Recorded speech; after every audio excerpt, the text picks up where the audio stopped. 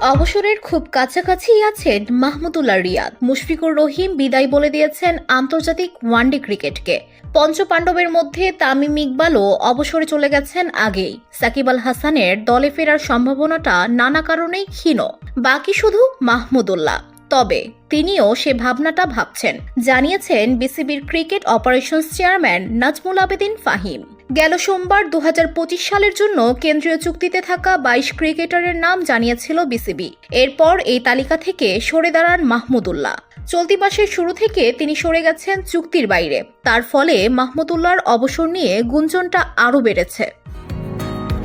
বসুন্ধরা, উত্তরা, বনশ্রী, কুড়িল ও বাড্ডা সহ রাজধানীর বিভিন্ন স্থানে অভিজাত ও অত্যাধুনিক মানের ফ্ল্যাট কেনার এক নির্ভরযোগ্য প্রতিষ্ঠান প্লেজেন্ট প্রপার্টিজ লিমিটেড।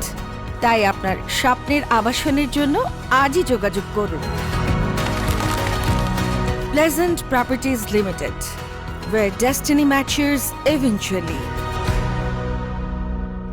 টেস্ট আর টি-20কে বহু আগেই বিদায় বলেছেন তিনি। এবার বাকি কেবল ওয়ানডে। সে নিয়েও ভাবনা শুরু করে দিয়েছেন অভিজ্ঞ এই ক্রিকেটার। এমনটাই ধারণা বিসিবি পরিচালক নাজমুল আবেদিন ফাহিমের। আজ সংবাদ মাধ্যমের মুখোমুখি হয়ে কথা জানিয়েছেন তিনি।